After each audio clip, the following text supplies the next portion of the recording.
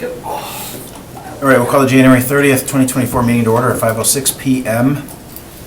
Let the record reflect, Alder Galvin, Alder Burnett, Alder Johnson, Alder Hutchinson are all present. Item C, approval of the agenda. Make a motion to move item 18 to the front of the agenda. Okay, there's a motion to amend to bring 18 as the new E1. Is there a second? Second. Second by Galvin. Any discussion? Seeing none, all those in favor say aye. Aye. Opposed, motion carries. Well, I guess we should approve as amended then. Yep. Motion to approve is amended. Second. Motion by Burnett, second by Galvin. Any discussion? Seeing none, all those in favor say aye. Aye. Opposed, motion carries. Item D, approval of January 9th, 2024 meeting minutes. Move to approve. We have a motion by Burnett, a second by Hutchinson. Any discussion? Seeing none, all those in favor say aye. Aye. Opposed, motion carries. Item E18, which is consideration with possible action to approve planning option extension to On Broadway Inc. for parcels 4-83, 4-82, 4-81, and 4-80. I need to step down because I do need to abstain from this one, so Alder Burnett is going to handle this item. Okay, thank you. Staff, I guess we start with just a explanation, and we'll go from there. Over to staff. Sure. All right, so this is an item that historically would have gone to the Economic Development Authority. Hey, can you approach, yes, of just for the course. sake of the video for people who may be watching it after the fact? Thank you. Yeah. All right, so this is an item that historically would have gone to the Economic Development Authority to oversee planning options for city-owned properties. We're actually in the process of dissolving the EDA. Staff has kind of discussed what the process should be moving forward, and Finance Committee seemed like the most appropriate body to consider planning options and the sale and acquisition for city-owned properties, so that's why we brought this to you here today. This is a planning option that EDA had previously approved, originally back in February of '22. On Broadway is looking at potentially acquiring these parcels, as well as some RDA-owned parcels that are adjacent to facilitate redevelopment. Staff has been working with OBI these past couple years. They've made great progress in moving their plans forward. So at this time, we are recommending approval for an extension to their planning option. They're not quite at the process now where they can negotiate a development agreement, so we're going to give them a little bit more time to finalize plans. We are recommending approval of a 3-month planning option extension with staff authority to extend for an additional 3 months should they show progress, and staff could at that point in time agree to an additional extension. Happy to answer any questions. Questions from the alders?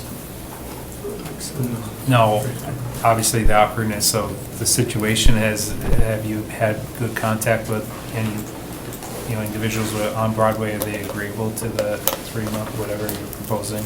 Yes, we did take a very similar planning option extension through the Redevelopment Authority this past month for the RDA-owned parcels. OBI was agreeable to the proposal, and that was approved. Okay. Now, entertain a motion. Move to approve. Second. Okay, motion to approve by Hutchinson, second by Galvin. Alder Johnson will be abstaining, correct? Mhm. All those in favor of the motion, say aye. Aye. Oppose. Motion carries with Alder Johnson abstaining. And I'll turn it over to the chairman. Thank you, Alder Burnett. Okay, we have, we'll go back to just following the actual numbers on the agenda, if that works for everybody. Yep. So we'll call it E1 through E11 are essentially the same thing. I think in the spirit of expediency, we could suspend the rules, but I first want to maybe open it up to staff if there's anything that you want to share on any of these items. Well, number one, there actually are some pre-sale reports that were prepared by Ellers, and we do have a representative from Ellers online that I think he would like to go through those quick presentations. But then Yeah, of 2 course. through 11 would certainly be there, all resolutions that go with the decision that was made by council in December for borrowing. Okay, you said Ellers is on the line? Yep, I have Harry's on the line. And Harry, let me know if you want me to put the PowerPoint presentation up. No, that's okay. That's in everybody's packet. There's only 2 schedules that I'll reference. Okay. Perfect. So, good afternoon, everyone. Harry Allen with Ellers. Tonight we're just talking about the bond and note offerings of the city this year. So the city is an annual issuer of debt to fund a portion of the capital improvement projects. So all we're doing today with items 1 through 11 is putting forward the authorizing information to actually issue this debt. Just at the start, there's 2 debt issues. There's a bond issue and a note issue. The reason that they're broken out, they're both general obligation issues, so they're both payable from the property tax, but only certain items can be issued under the bond statutes. All other items, if you want to take out debt for it, have to be issued as GO notes. So that's why we're broken out into 2 issues. And then further, we're taking the actual assets being financed by both issues, and we're tying the repayment schedule to the useful life of that asset. So everything under the bonds, we're having a repayment term of 20 years, so these are your longer term projects that you're financing. And then the notes are broken down into 3 separate amortizations based on the useful life. So most of the notes are at 10 years, but some sanitary trucks, those are at 8-year amortization. And then police vehicles being financed, those are at a 3-year. Overall, there's $19.5 million of bonds being issued, about $7.8 million of notes. When we break that down further, $19 million of that total borrowing amount is directly supported by the levy. $1 million of that will be supported by parking revenues, and then $7 million supported by stormwater revenues. So you're issuing all of this on a GO basis, but the intent is not to levy for all of the debt. Looking forward, if you want to look at table 4 in the pre-sale report, it's going to be the same in either the bond or the note pre-sale report. Doesn't matter which one you have open. Just a few notes here. The bonds are structured at level debt service for the 20-year term, and then the notes are also level debt service based on the 10, 8, or 3-year amortization. When we look at the levy impact of this debt, we do show a step up in the debt service levy looking at 2025. One thing our numbers don't account for is an anticipated bid premium. We're still in a interest rate environment where we are seeing bidders bid pretty high premiums. So we're expecting that the actual increase to a debt service levy could go down by as much as around $1 million, looking at that 2025 number, because you can use that premium to offset the first year or 2 of debt service. And then keep in mind that a lot of that change that we're seeing from 24 to 25 is based on existing debt. So when you look at the net impact of this debt, it might be to the tune of around a $500,000 levy impact into 2025 and carry forward. And then if we flip over to table number 5, this is looking at the debt limit capacity of the city. So you're limited to 5% of the total equalized value of the city. That's the amount you can have outstanding in GO debt principal. At the end of 2023, the city used 37% of its limit. And at the end of 2024, with these 2 issues, we're showing that the city will be using 37% of its limit. So no change there. And then just a quick market update. Some of the recent sales we've had have been priced in anywhere from 3.5% to 3.8% on a 20-year debt issue. These recent sales we've had were for lower rated communities, so the city is a AA rated community. Those rates were for a single A, so hopefully you're looking at even better rates. The feds are meeting this week, but we're not expecting a rate cut.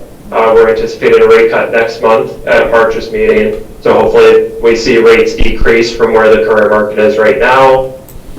And the preliminary interest rates in the documents before you today, the notes were at 3.5%, the bonds were at 3.9%, so that's kind of right around current market right now.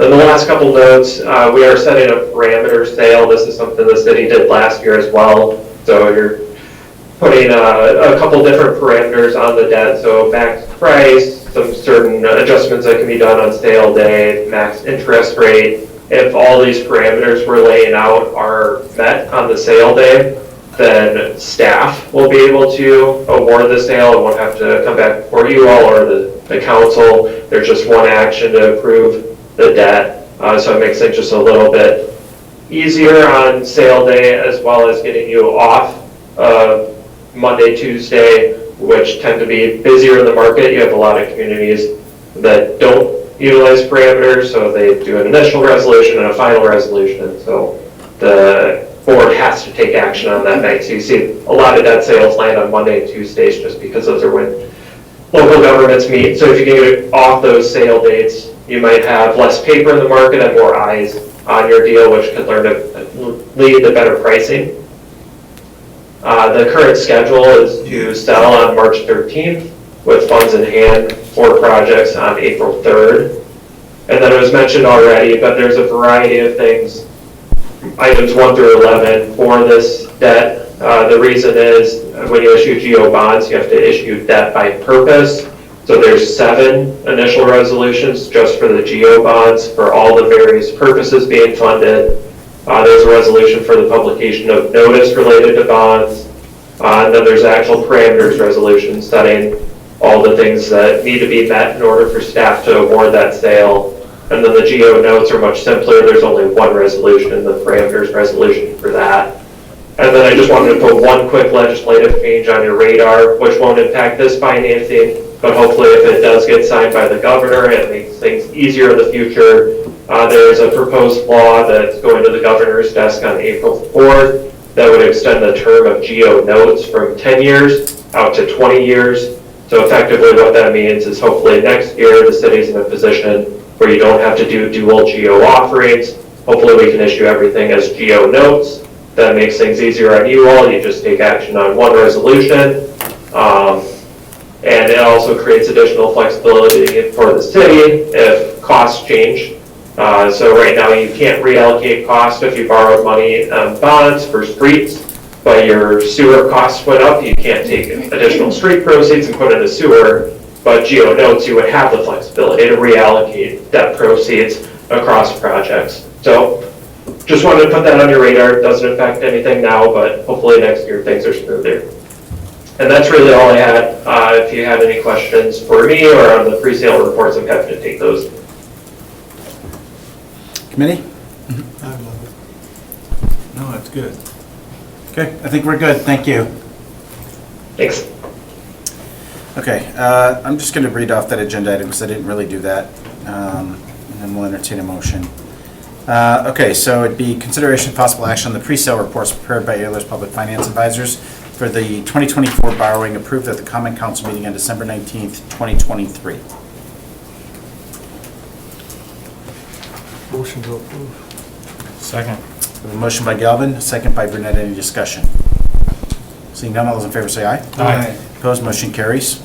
We'll entertain a motion to suspend the rules, take up items 2 through 11 with one vote. So moved. Second. Motion by Burnett, a second by Galvin. Any discussion? Seeing none, all those in favor say aye. Aye. Opposed, motion carries. We'll entertain a motion to approve items 2 through 11. So moved.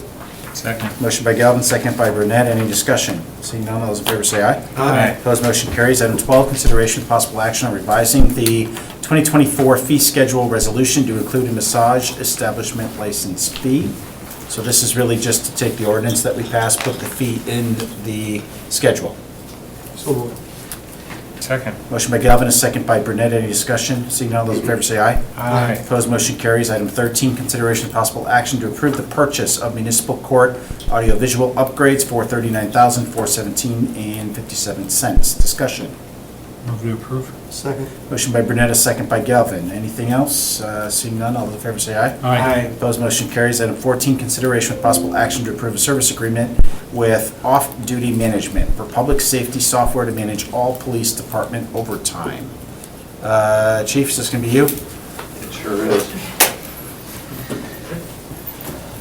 So I brought Brad with me, who can talk about this as well if necessary, but one of the things that we're trying to do in the police department is recognize efficiencies, and we spend a tremendous amount of staff time staffing public events with police officers. There's some pretty strict contract provisions in our labor agreements that govern how we staff these events by seniority, what we do if we don't have enough people, and then we inverse seniority people and order them to come in.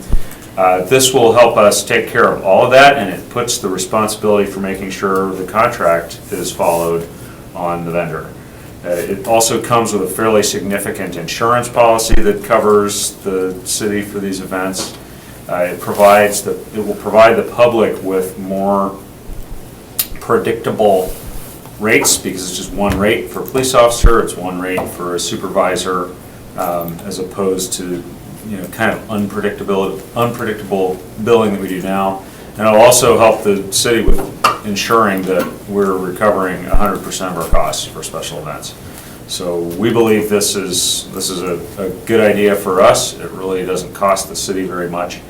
And happy to try to answer any questions that you all have. So it's really just a 7% charge to the nonprofits that are pulling the event permits?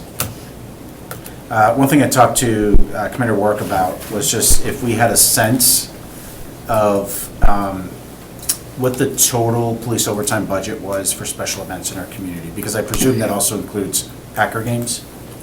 Yeah, I would have to look for that. It's north of $1 million, and the bulk of that would be Packer games. Packer games are running about $700,000 or so a year, and that's all revenue backed, so that's not an expense to the city. And then the rest of special events, my sense is, it's a 6-digit number, not a huge one. Alder, as you remember, we don't actually budget for them anymore because they're 100%. Those are the budget amendments that come through. Right. So, but But just trying to get a sense of what is that a quote- 7% equal to, right? Yes. Yeah. It's not an insignificant amount of money. We believe that the benefit, though, that we will get is, again, just that efficiency in terms of the tremendous amount of staff time that it takes for us to pay, usually a police captain to fill special events. Mhm. And I didn't get a chance to talk to Commander Warwick in detail, recognizing that the Packers in particular are the biggest ones, right? So 7% on $750,000 is a fair amount of money? That's a fair amount of money, but one of the questions that I have about that is that the agreement, the Packers special events are a little different because we have a different agreement between the city and the Packers that covers that. So this probably would not be usable for Packer events because we've already agreed. The Packers pay our officers double time, and they reimburse us at even more than we normally pay for overtime. But my understanding is that's part of the lease for Lambeau Field. So we would need, if we wanted to tack on a 7% service charge for Packer events, we would need to negotiate that probably with the Packers before we could just impose that on them. Okay. Yeah, and just I think broadly speaking, I think it, and this isn't, I think it prompts a worthwhile discussion, as I reached out to a few different organizations as well that would be impacted, by this. And, I think we've talked about it a little bit here. You're starting to see events that have the ability to move. They're contemplating those decisions, and a lot of it has to do with the fact that it's becoming more and more costly to do events in Green Bay. And I think it's because, Green Bay isn't necessarily assessing the economic impact of some of these events. It's just we want purely to be reimbursed for everything, and the cities, just by the nature of our process, isn't contemplating the merits of investing, right, in these things. And, by contrast, you're seeing places like Ashwaubenon and others who are saying, you know what, we're going to cover the cost of all this stuff just to get you to do your event here. It's a very different philosophy. It's not right or wrong, right? But it's just, I think there's merit in having a more global conversation around that. This isn't the time or place. But as I talk to, Commander Warwick about it, sometimes it's like a little bit of a death by 1,000 cuts. And I think that's where some of our organizations are not only talking about moving their events, but have in some cases. And so it's 7% to me, pretty insignificant, but that compiled with all these other things, I think is what's leading to that. So I don't know where the appropriate place is for that. Probably protection and policy would be my guess, right? To talk about our approach with community events, but I think there's a bigger conversation to be had there. I totally agree, and I think we should have that conversation for what my opinion is worth. And it's not just fees, right? It's Right. overall. We've talked about this, Chief, like just security requirements. Right. It's important, but it puts a burden on organizers. And so how do you approach some of that stuff? Yeah, absolutely. So, okay, are there any other questions? Just a quick question. As it pertains to special events like the tall ships, that's not a yearly thing that you can plan on every 3 years, 4 years, 5 years sometimes, things like that. Would they be charged the 7% fee? Or? If it's a reimbursable event, it would go through this process, putting packers aside. Okay. If it's something that the city just absorbs the cost of out of our budget, we would not. We would not use this vendor for that, because what they do for us is they do the staffing for the event, the scheduling for the officers for the event, and then they do the billing on the other end of it, which frees up some staff time. But if it's something that's coming out of the city's budget, we would just do that ourselves. And So this is not all overtime or anything else like Right. that? It's only if it's reimbursable? Right. It's for reimbursed special events, like the marathons and farmers markets and those kind of things. But if it's something that the city makes the decision that we're going to pay for out of our own budget, then we wouldn't use this. Like I'm trying to think, that's really parade, 4th of July. I don't know if Right. there's any others. Right, city-sponsored events. Yeah. All right. Very good, thank you. Okay. Any other discussion? Second. We have a motion by Burnett, second by Hutchinson. Any discussion? Seeing none, all those in favor say aye. Aye. Opposed, motion carries. Item 15, consideration of possible action for a contract amendment with CrossSafe Everything Parking, Inc. to create an assistant manager position estimated at $23,530 a year for additional services. Chief Davis. And so this item is to amend the contract with our vendor that handles school crossing duties for us. They have one supervisory, like a manager, who manages something like 28 employees at school crossings, which is a huge span of control for one person and for a mission like that. And so they have. Excuse me, Chief. This is Steve Sanis with CrossSafe. We have 35 people currently. There you go. There we go. So, obviously in our world, that we would never have a span of control of 35 police officers reporting to a sergeant. And so the idea is that this would be a supervisor to help with the supervision of that large group of people that also could go out and work at a school crossing if we need them to. So we agree with our vendor on this one that this is probably a smart investment. Questions from the I committee? guess, I do like to open the floor eventually, but Chief, I think because, many of us are conflicted about going this route, and I always kind of like the police department handling it, but I know why we went this route, because it's cost savings, and it's just allowing the police department to do other more important, not that this isn't important, but you know what I mean. One of the advantages of doing this is that we would save money. So when you add a position like this or amend the contract, are we getting in that territory where we're not seeing any cost savings, or do you have any concerns about that? I really don't. The alternative to this contract would be, for us to staff these with police employees, which is going to happen one of a couple ways. Either it will be pulling people from patrol duties, which can be an issue if there's a call. These also tend to be busier times of the day when these crossings need to be staffed. Or we'll have to bring people in on overtime, and a police officer on overtime. Those costs of police officers on overtime just continue to go up and up. And so this really does save us a lot of money. And then it also, the other thing that the city gets out of this is it's hard to find that many police officers who want to come in and work that overtime, and then we get into the questions that we deal with these days in special events of, do I have to order someone to come in on a day off, which you burn up a lot of your goodwill with your employees doing that. So this, it just, in my professional opinion, I think this contracting this work has proven to be a good move. And we really haven't seen safety concerns or anything that would lead us to want to go a different direction at this point. Yeah, good. I think the arrangements worked out well. I would just make a motion to open the floor in case Mr. Sands wants to say a few words. Second. Okay, we have a motion by Burnett, a second by Hutchinson to open the floor. Any discussion? Seeing none, all those in favor say aye. Aye. Opposed, motion carries. Mr. Sands, did you want to? I don't have my video on. Do you want it on or not? No, you're okay. If you could just say your name and Okay. address for the record, please. Once again, I'm Steve Sands from Crossing. I am the supervisor for a group of 35 crossing guards. We work very closely with the police department, and we've had a very good relationship for the last 3 years.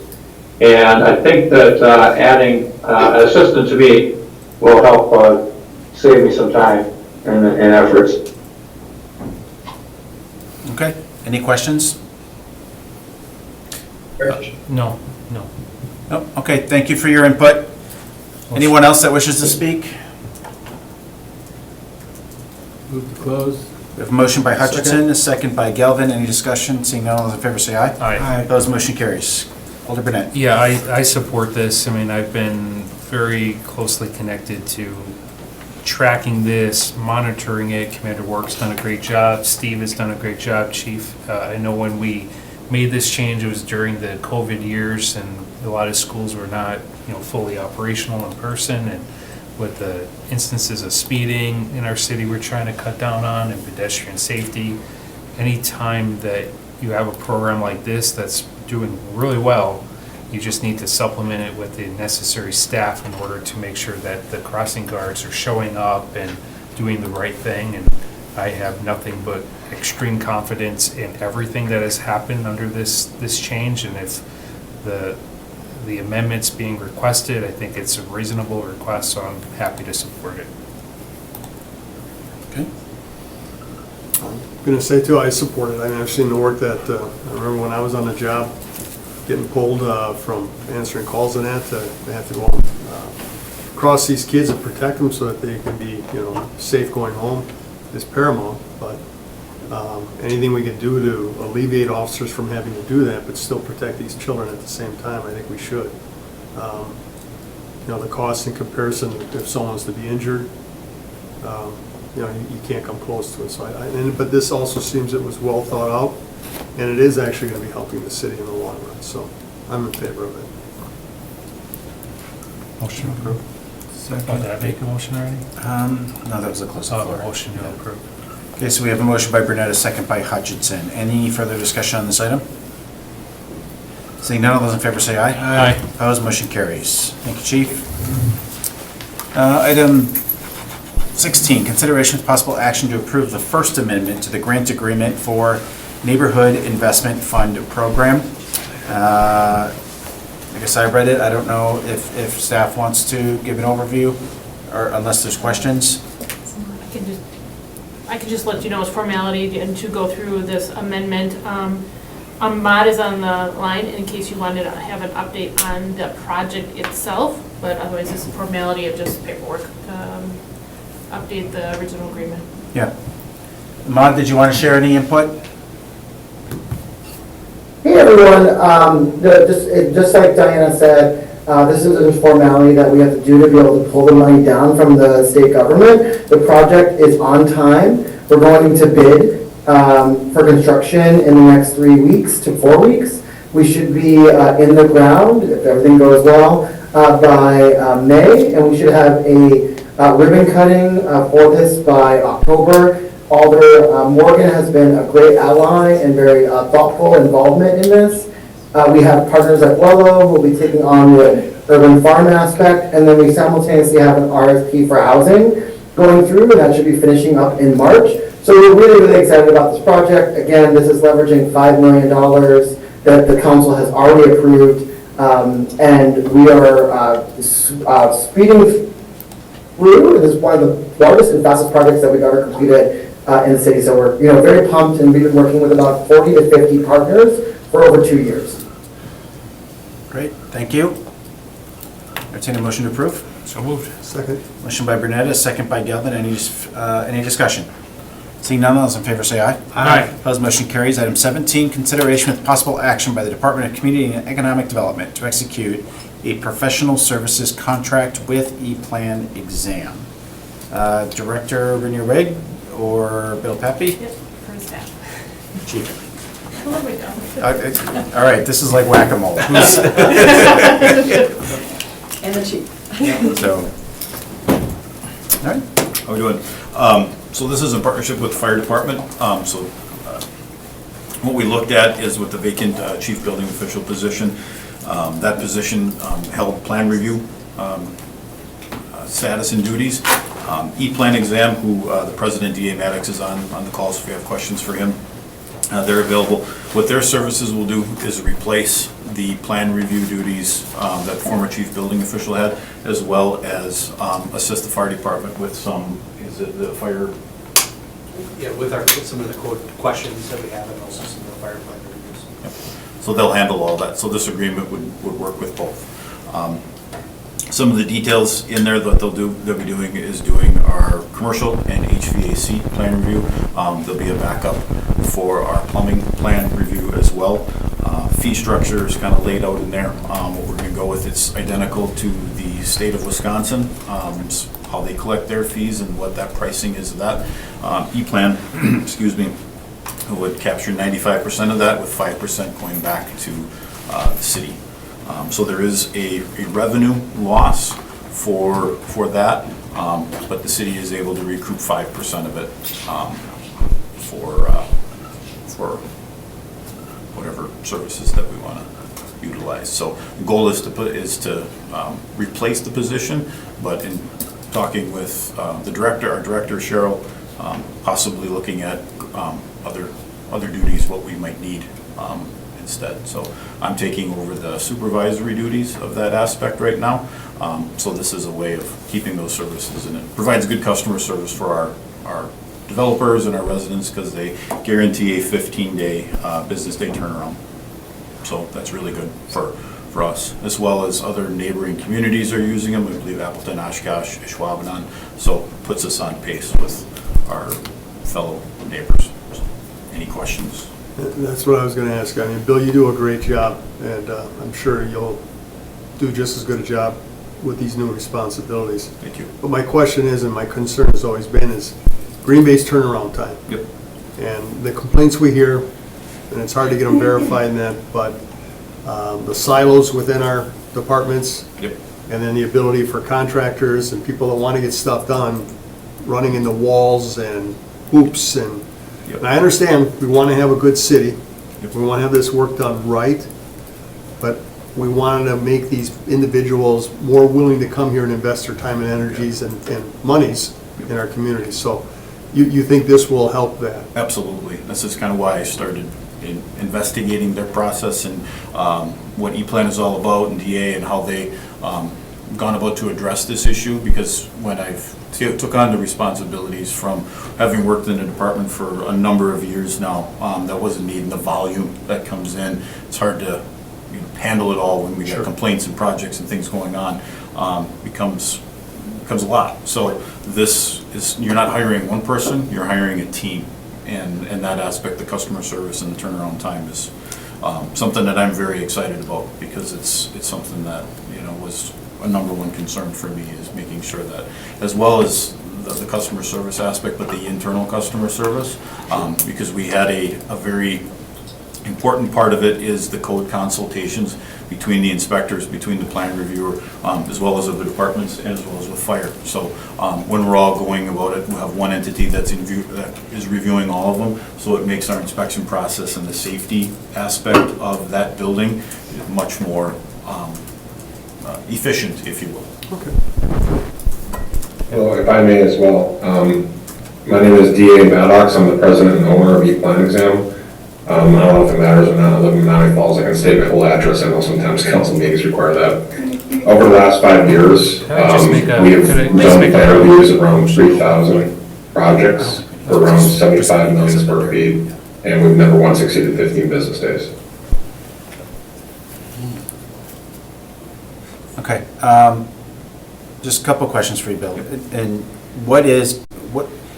previously, what was our turnaround on plan review? It varied, really.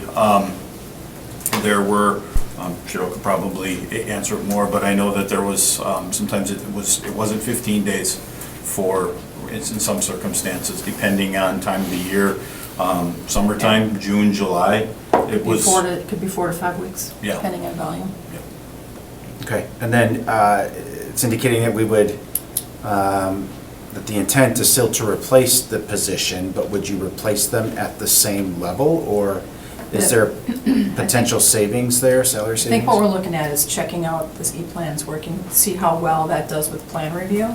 If they do a great job with plan review, we can maybe look at that open position. We definitely need staff for inspections, but maybe that would be a commercial building inspector with some plan review experience that we would fill, compared to just straight plan review. Because I assume the plan review is still going to make suggestions, right? Like, if something Yes. doesn't quite hit the mark, right? You need to do this, someone's got to be the communicator on that, right? Absolutely, yep. And is that the position you would replace? That Or would higher? be, that would actually be, I think E-Plans would do that, because the people reviewing the plans with the E-Plan group have that ability to communicate with the inspectors with regards to their code and that plan review. Now, we're also looking at potentially, looking at maybe architectural services, Okay. specific to design more so Mhm. than plan review. So, maybe we look at that, filling that position with some type of an architect position, or combination of. Okay. 95% loss of revenue. Mm-hmm. What does that mean? Translate that fiscal impact. In a number. So from our budgets previously, like last year, was just under $70,000 is what was brought in from the state expanded plan review. Okay. Approximately 140 some odd plans that were reviewed. So obviously, there's not like a. So we get 5%. We get of that. 5% of that. Right. So obviously, we don't need to find a funding source. It's just you're not going to have that revenue in your budget, but you still got to make your budget work. Yep. So do you have a sense of where you're going to get that from? I do, in our permitting, and the other revenues that we've had come in terms of reinspection fees and things like that. We've been on a trajectory that's been going this way, just because of the volume, and hopefully this provides us more economic development opportunity where we're able to put that money back into the community. So I believe that from permitting and from how the development that we have, that will make up the difference, and then filling that position with potential other inspectors or other will help to keep that hopefully trajectory going in the right direction, because there's aspects of that side that I don't think have been tapped in yet, like what we've done with the housing zoning aspect. There are, just one last question, and there are, I think I saw somewhere in the paperwork, there's only 6 or 7 cities that still do their own plan review, is that right? Yeah. But when you, obviously you think about bigger cities, sometimes that demand is different, like, can you speak to that? I think I would probably defer to DA, but in the conversations that I had, kind of looking at our region here, it's very difficult to find somebody with a skill set. Usually architects are, like as Cheryl said, design-based. They're not necessarily experts in code. Professional engineers, same thing. They're kind of very hard to find, and they specialize in certain areas. So finding one that has the expertise in the background in inspections and in code, that code language can be very difficult. And typically the price points of bringing in somebody that has that, their salaries are typically on the higher end. So in weighing all that, best bang for the buck, what's in the best interest of the city, what's in the best needs of our residents, that's what kind of directed me down that path. Good, thank you. Question of handoff from review to implementation with inspectors. What's the plan on that jivement? Is there going to be a meeting? how's that gonna be done? Yeah, so there's a lot of code consultation that will happen, so a lot of, when the plans get submitted, DA can talk a little bit about their operation when we open the floor to them. But their software that they have will be accessible to all of our staff, so we'll be able to see right where they're at in terms of the review, what the plans are. We'll have code consultation meetings with them if there's challenges because of the scope of the project. They're right in it, just like we would be a staff person. So how they set up their business is very collaborative. So that was a key important part for me to make sure that those discussions still had, because there are potential issues that we have to overcome because we're building a unique hotel, for instance, or a unique 7-story podium building that we haven't done before. What do we need to tackle? So that's a big part of what they provide as well. And you still have the ability to send your plans to the state if you choose to do so. Correct. And they send us a letter saying this plan has been approved, which then tells us we can issue permits. Yeah. Okay. And we'll be able to the PDFs and their approved plans, we'll be able to, it's really efficient because it's all electronic, state's electronic now, so we'll be able to download those very quickly and put them into our city database Eclipse that Okay, tracks good. all of that stuff, so. Okay, thank you. I think that 15-day turnaround is important, just from the perspective of applicants and Absolutely. internally and constructability, so, Mhm. okay, thank you. Okay, any other questions? Look, I like that we're trying this. I think obviously we want to monitor it, make sure that we're getting the same level of service, if not better, with our local developers, but I like that we're trying to do something differently to improve that service, so. Absolutely. We're also going, as a department, we're reviewing our processes for permitting, start to finish, what's the time, how long does it take? Is there a way to streamline this or make it easier? That's definitely a priority for us. Great. Motion to approve. Second. Okay, we have a motion by Burnett, a second by Hutchinson. Any further discussion? Seeing none, all those in favor say aye. Aye. Opposed, motion carries. Yep, Alder Burnett needs to be excused, so it'll be down to the three of us. See if Okay, we are on item number 19, which is consideration of possible action to approve a 6-month planning option for the development of city-owned parcel 21-24 at 3855 Finger Road. We will need to go into closed session for this. If somebody would like to make that motion, read the language. So moved. We have a motion by Galvin, Second. second by Hutchinson. Alder Galvin. Committee may convene in closed session pursuant to section 19.85 sub 1 sub E Wisconsin statutes for purposes of deliberating or negotiating the sale of public properties, investing of public funds, or conducting other specified public business as necessary for competitive or bargaining reasons. The authority will thereafter reconvene in open session pursuant to section 19.85 sub 2 of Wisconsin statutes to take action on items discussed in closed session if appropriate, and to consider the remainder of the agenda. Any discussion? Director, can you tell me who could or should not be in this meeting? I have Alyssa, Bill, and Wendy. Wendy Townsend should be in this meeting. Should be? Yes. Yep, and what about Bill? Can I put them in the waiting room? Bill is involved. He's not an attorney. Is that okay? He's not on our, is not on staff side. Correct. He's not on staff. Okay, then he would not be in closed session. It's just staff and attorneys Okay. for the city. Okay. With one moment, please. So we do have the motion. Yeah, Bill just dropped off. Yep, so- so I put them in the waiting room. Oh, you did, Correct. okay. All those in favor say aye. Aye. Opposed, motion carries. Very good. All right, we'll entertain a motion to go back into open session. So moved. Second. Motion by Galvin, a second by Hutchinson. Any discussion? Seeing none, all those in favor say aye. Aye. Opposed, motion carries. Committee, what's your pleasure? Motion to have staff proceed as directed. Second. Okay, motion by Galvin, a second by Hutchinson. Any discussion? Seeing none, all those in favor say aye. Aye. Opposed, motion carries. Item 20, consideration with possible action regarding a budget amendment resolution for unbudgeted overtime for special events. This is just our standard one that we have. Motion to approve. Second. Motion by Galvin, a second by Hutchinson. Any discussion? Seeing none, all those in favor say aye. Aye. Opposed, motion carries. Item 21, consideration with possible action on approval of the Claims Committee report. Please, please. I don't have any questions. I have no questions. Okay. We need a motion.